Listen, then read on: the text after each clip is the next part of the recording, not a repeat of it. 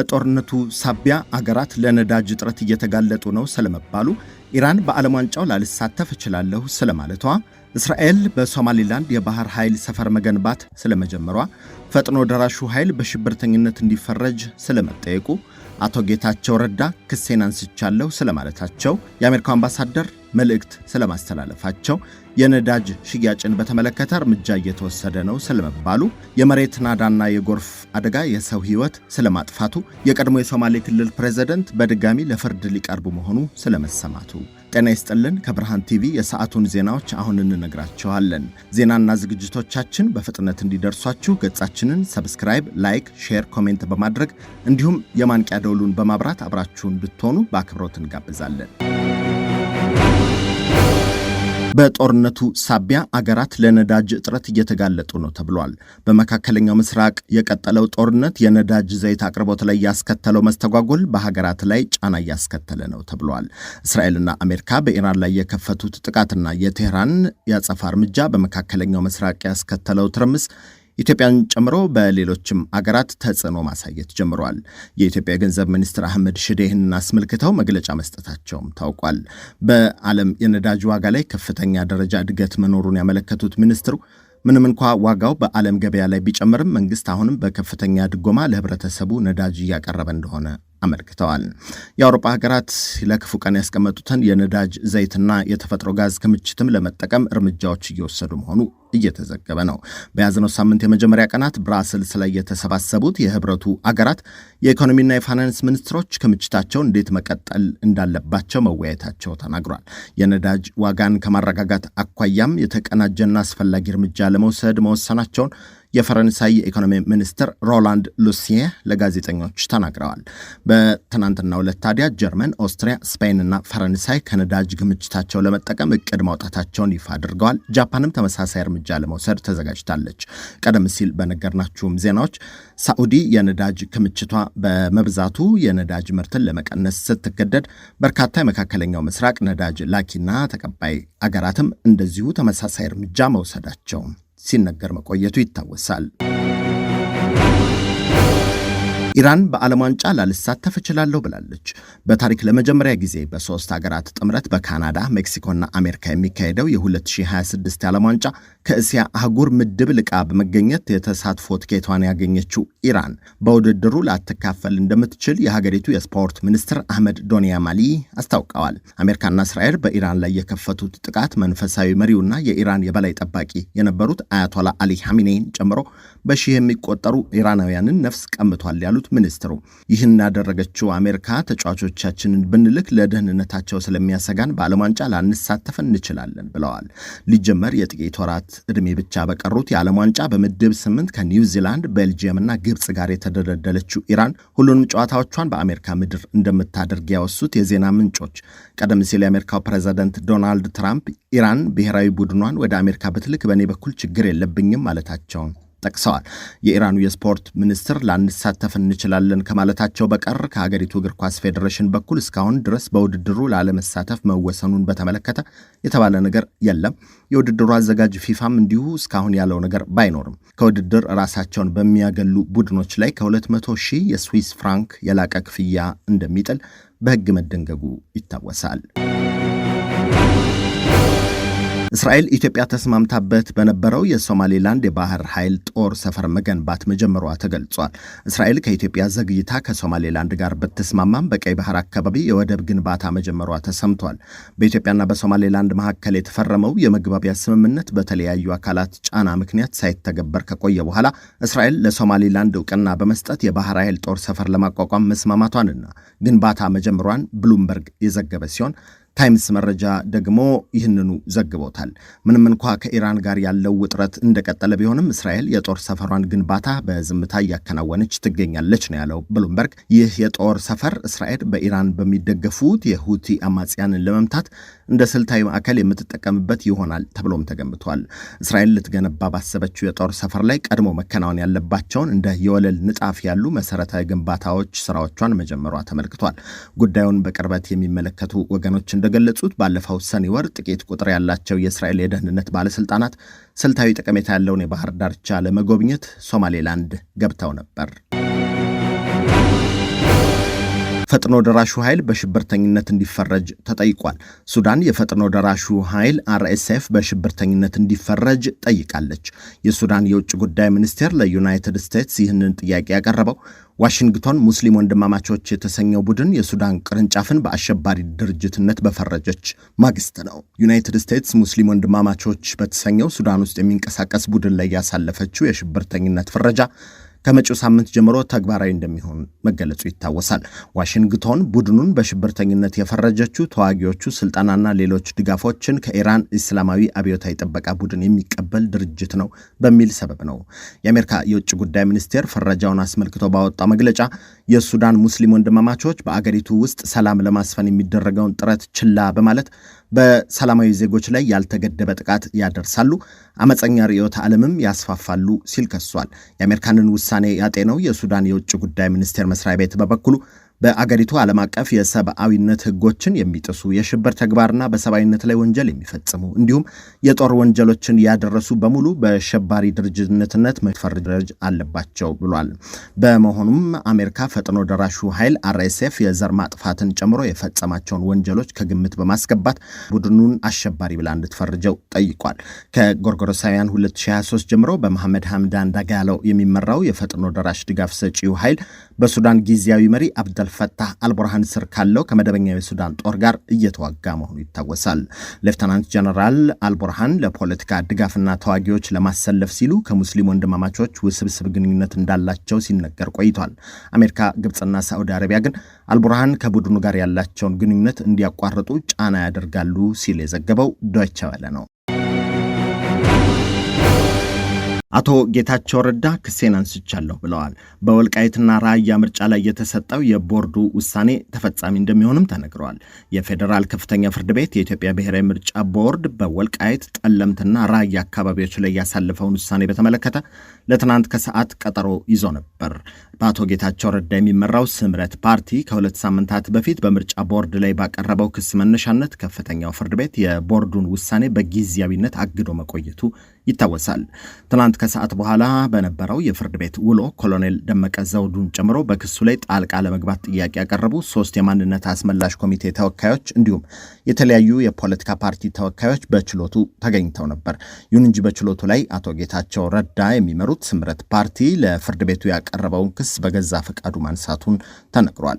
በመሰረቱም የፌዴሬሽን ምክር ቤት የሰጠውን ውሳኔ በመቃወም ወደ ፍርድ ቤት መሄዱ አግባብ እንዳልነበር ሲገለጽ የቆየ ሲሆን አቶ ጌታቸው ረዳም ያቀረቡት ክስ እንደማያስኬድ በማመን ዛሬ ሐሳባቸውን በመቀየር ክሳቸውን አቋርጠዋል ተብሏል። በመሆኑም ክሳቸውን በፍላጎታቸው ማንሳታቸውን ለፍርድ ቤቱ በማሳወቃቸው በጊዜያዊነት ታግዶ የቆየው የምርጫ ቦርድ ውሳኔ በቀጥታ ተፈጻሚነት ይኖረዋል። አቶ ጌታቸው በጉዳዩ በአስተዳደራዊ መንገድ እንዲታይላቸው ጥያቄ ማቅረባቸው ተገልጿል። የአሜሪካው አምባሳደር መልእክት አስተላልፈዋል። በኢትዮጵያ የአሜሪካ አምባሳደር እርቬን ማሲንጋ በኤምባሲው የወል ትስስር ገጽ በኩል ባስተላለፉት መልእክት የቪዛ መብት ሳይሆን ልዩ ጥቅም ነው ካሉ በኋላ ይህ ልዩ ጥቅም የሚሰጠው ለተወሰነ ዓላማ ብቻ እንደሆነ አውስተዋል። እንዲሁም ፕሬዚደንት ዶናልድ ትራምፕ ኢትዮጵያን ጨምሮ ለ75 ሀገራት ይሰጥ የነበረው የነዋሪነት ቪዛ እንዲቆም የወሰኑትም በዚሁ ምክንያት እንደሆነ አስረድተዋል። የአሜሪካ ጉምሩክና ድንበር ጥበቃ ማንኛውም የውጭ ሀገር ዜጋ በአሜሪካ ውስጥ እንዲቆይ የሚፈቀድለትን የጊዜ ገደብ እንደሚወስን ያመለከቱት አምባሳደሩ ቪዛ የተሰጠበትን የጉዞ ዓላማ ሳያከብሩ ከተፈቀደው የጊዜ ገደብ በላይ መቆየት ከባድ መዘዝ እንደሚያስከትልና በይቅርታ የሚታለፍ እንዳልሆነ አስታውቀዋል። በሚመለከተው አካል ከተፈቀደው የቆይታ ጊዜ በላይ በአሜሪካ መቆየት ለቪዛ መሰረዝ፣ ከአገር ለመባረርና ለወደፊት የቪዛ ጥያቄ ብቁ አለመሆንን እንደሚያካትት እነዚህም ከመሆኑን ባሻገር ወደፊት ለኢትዮጵያውያን ተጓዦች ቪዛ ለማግኘት አስቸጋሪ ሁኔታ እንደሚፈጥር ያሳሰቡት አምባሳደር ማሲንጋ የአሜሪካ ዜጎች የኢትዮጵያን የቪዛ ሕግጋት እንዲያከብሩና የቆይታ ጊዜያቸውን እንዳያሳልፉ አጥብቄ እንዳሳሰብኩት ሁሉ ኢትዮጵያውያንም በአሜሪካ ከቆይታ ጊዜያቸው በላይ ባለመቆየት ኢትዮጵያዊ ወገኖቻቸውን እንዲያግዙ ሲሉ ጥሪ አቅርበዋል። አምባሳደሩ በዚሁ መልእክታቸው የአሜሪካው ፕሬዝዳንት ዶናልድ ትራምፕ ወደ አሜሪካ የሚጓዙ ማናቸውም መንገደኞች ለነዋሪነት፣ ለንግድ ወይም ለቱሪዝም ለአጭር ጊዜ የሚቆዩ ሰዎች በገንዘብ ራሳቸውን የቻሉ መሆን እንዳለባቸው ማስታወቃቸውን ካወሱ በኋላ ይህም የአሜሪካ ዜጎች የሚያገኟቸውን የህዝብ ጥቅሞች ለመጠበቅ እንደሚረዳ አመልክተዋል። ለአጭር ጊዜ በቱሪስትነት ወይም የህጋዊ ቋሚ ነዋሪ አሊያም የአሜሪካ ዜጋ የቤተሰብ አባል በመሆን ወደ አሜሪካ ከሚያደርጉት ጉዞ አስቀድሞ የሕክምናን ጨምሮ ሁሉንም ሊከሰቱ የሚችሉ ወጪዎችን ለመሸፈን የሚያስችል በቂ የገንዘብ አቅም እንዳለ ማረጋገጥ ይገባል ካሉ በኋላ አምባሳደሩ ይህም ለአሜሪካ ዜጎች የተዘጋጁ የህዝብ ጥቅሞችን ለመጠበቅ ይረዳል ብለዋል። የነዳጅ ሽያጭን በተመለከተ እርምጃ እየተወሰደ ነው ተብሏል። ነዳጅ ከተቀመጠለት የዋጋ ተመን በላይ የሚሸጡ አካላት በቁጥጥር ስር እየዋሉ ነው ሲሉ የገንዘብ ሚኒስትሩ አህመድ ሽዴ ገልጸዋል። ሚኒስትሩ የነዳጅ ግብይትን አስመልክቶ በሰጠው መግለጫ ላይ ሚኒስትሩ እንዳሉት መንግስት ለነዳጅ አቅርቦት ከፍተኛ ድጎማ እያደረገ ይገኛል። ይሁን እንጂ መንግስት በውጭ ምንዛሬ ከፍተኛ ድጎማ የሚያደርግበት ነዳጅ ከተቀመጠለት የዋጋ ተመን በላይ በገበያ ላይ እየዋለ መሆኑ በጥናት ተደርሶበታል ብለዋል። ህገወጥ ድርጊቱን የፈጸሙ የመንግስት ተቋማትን ጨምሮ ተባባሪዎችን በቁጥጥር ስር የማዋል ስራ መጀመሩንም ነው ያብራሩት። በመካከለኛው ምስራቅ የተከሰተው ግጭት የነዳጅ አቅርቦት ላይ ተጽዕኖ እያሳደረ እንደሚገኝ የገለጹት ሚኒስትሩ በተደረገው የነዳጅ ዋጋ ማስተካከያ በዓለም አቀፍ ገበያ ካለው የዋጋ ጭማሪ አንጻር የኢትዮጵያ ዝቅተኛ መሆኑን ነው የተናገሩት። ይሁንና የቀውሱ ማብቂያ ያልታወቀ በመሆኑ መንግስት በቀጣይ ቀናት በጥናት ላይ የተመሰረተ የቁጠባ ግብይት ስርዓት እንዲተገበር ያደርጋል ብለዋል። የመሬት ናዳና የጎርፍ አደጋ የሰው ህይወት ማጥፋቱ ተነግሯል። በደቡብ ኢትዮጵያ ክልል ጋሞ ዞን በከባድ ዝናብ ምክንያት የተከሰተው የመሬት ናዳና የጎርፍ አደጋ የ30 ሰዎች ህይወት እንዲያልፍ ማድረጉ ታውቋል። አደጋው የተከሰተው ከትናንት ወዲያ ሌሊት በዞኑ ካምባ ዙሪያ ጋጮ ባባ እና ቦንኬ በተባሉ ወረዳዎች በጣለው ከባድ ዝናብ ነው። የዞኑ መስተዳደር የመሬት መንሸራተት ሊያጋጥምባቸው በሚችሉ ገደላማና ተዳፋት ቦታዎች ላይ የሚገኙ ነዋሪዎች ጥንቃቄ እንዲያደርጉ ቅስቀሳ እያደረገ ነው። የጋሞ ዞን ኮሚኒኬሽን ቢሮ በማህበራዊ መገናኛ ብዙሃን ገጹ ባወጣው መግለጫ የዞኑ አስተዳደር በአደጋው ህይወታቸውን ላጡ ወገኖች ቤተሰቦችና ለመላው የዞኑ ህዝብ መጽናናትን ተመኝቷል። በጣለው ከባድ ዝናብ ጋር ተያይዞ በተከሰቱ አደጋዎች ለተጎዱ ወገኖች አስቸኳይ ድጋፍ ለማድረግና ዘላቂ መፍትሄ ለማስቀመጥ የሚያስችል ምክክር መካሄዱም ነው የተነገረው። የዞኑ ዋና አስተዳዳሪ ዶክተር ደምሴ አድማሱ በአደጋው ምክንያት ተፈናቅለው ለችግር የተጋለጡ ወገኖችን መልሶ ለማቋቋም የመጠለያ የምግብና የሕክምና እርዳታ በልዩ ትኩረትና በአስቸኳይ ሊቀርብ እንደሚገባ ማሳሰባቸው ተገልጿል። በጋሞ ዞን በደረሰው ድንገተኛ አደጋ የተጎዱ ወገኖችን ለመደገፍና የተደቀነውን ስጋት በጋራ ለመወጣትም የእርዳታ ጥሪ ተደርጓል። በምስራቅ አፍሪካ ሀገራት ሰሞኑን የጎርፍ አደጋ እየተደጋገመ ነው። ባለፈው አርብ በጎረቤት ሀገር ኬንያ ዋና ከተማ ናይሮቢና ሌሎችም አካባቢዎች የጣለው ኃይለኛ ዝናብ ያስከተለው ጎርፍ ከ40 በላይ ሰዎችን ሕይወት ማጥፋቱ መነገሩ ይታወሳል። የቀድሞ የሶማሌ ክልል ፕሬዝዳንት በድጋሚ ለፍርድ ሊቀርቡ መሆኑ ተሰምቷል። ከጥቂት ጊዜያት በፊት ከእስር የተፈቱት የቀድሞው የሶማሌ ክልል ፕሬዝዳንት አብዲ ኢሌህ በ2010 በክልሉ ሁከት በማስነሳት የልዩ ኃይላቸውን አባላት ከመከላከያ ሰራዊቱ ጋር ውጊያ ውስጥ እንዲገቡ ማድረጋቸውንና ለበርካታ ቤተክርስቲያናት መቃጠል ምክንያት መሆናቸውን ተከትሎ መታሰራቸው ይታወሳል። ይሁንና ከዓመታት የእስር ቆይታ በኋላ ክሳቸው ተነስቶ መለቀቃቸውን በወቅቱ በጄል ኦጋዴን ተጎጂዎችና ዓለም አቀፍ የሰብአዊ መብት ተቋማት ዘንድ ከፍተኛ ቅሬታ አስነስቶ ነበር። በአሁኑ ሰዓት ያሉበት ትክክለኛ ቦታም የማይታወቅ እንደሆነ በዜናው ተጠቅሷል። ይሁን እንጂ በቅርቡ በኢትዮጵያ የተቋቋመው የሽግግር ፍትህ ኮሚሽን ባደረገው ማጣራት መሰረት አብዲ ኢሌህ በድጋሚ በቁጥጥር ስር ሊውሉ እንደሚችሉ መረጃዎች ጠቁመዋል። ግለሰቡ በ8 ዓመታት የክልሉ አስተዳዳሪነት የስልጣን ዘመናቸው በተፈጸሙ ከ57 ሺህ በላይ ወንጀሎች ላይ ምርመራ የተደረገ ሲሆን ከነዚህም ውስጥ በንጹሐን ላይ የተፈጸሙ የጅምላ ግድያ፣ የጾታ ጥቃት፣ በጄል ኦጋዴን እስር ቤት ይፈጸሙ የነበሩ ኢሰብአዊ አያያዞችና የሀብት ውድመት ይገኙበታል። አሜሪካና የአውሮፓ ህብረትን የመሳሰሉ አካላት ባለፉት ዓመታት ለተፈጸሙ የሰብአዊ መብት ጥሰቶች ተጠያቂነት እንዲረጋገጥ በተደጋጋሚ ጫና ሲያደርጉ መቆየታቸው ይነገራል። ዜናዎቻችን እነኚህ ነበሩ። አድማጮቻችን፣ ዜናና ዝግጅቶቻችን በፍጥነት እንዲደርሷችሁ ገጻችንን ሰብስክራይብ፣ ላይክ፣ ሼር፣ ኮሜንት እንድታደርጉ እንዲሁም የማንቂያ ደውሉን እንድታበሩ በአክብሮት እንጋብዛለን። ጤና ይስጥልን።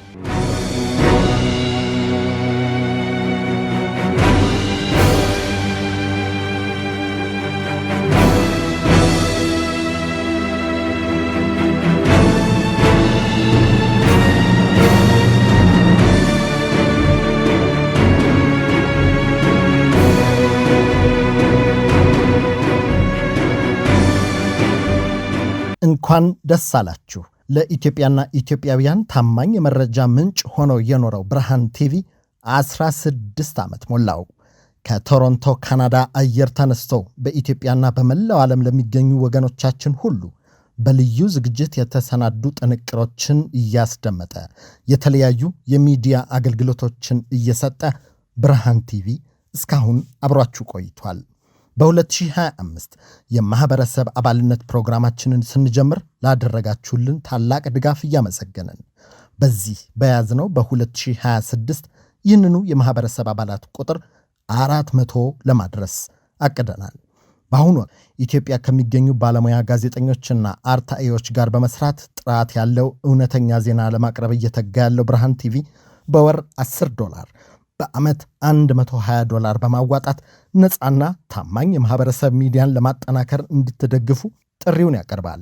ነፃ የማህበረሰብ ሚዲያን ለመመስረት አብራችሁን ስለምትቆሙ ከልብ እናመሰግናለን። ብርሃን ቲቪ 16 የመረጃ ዓመታት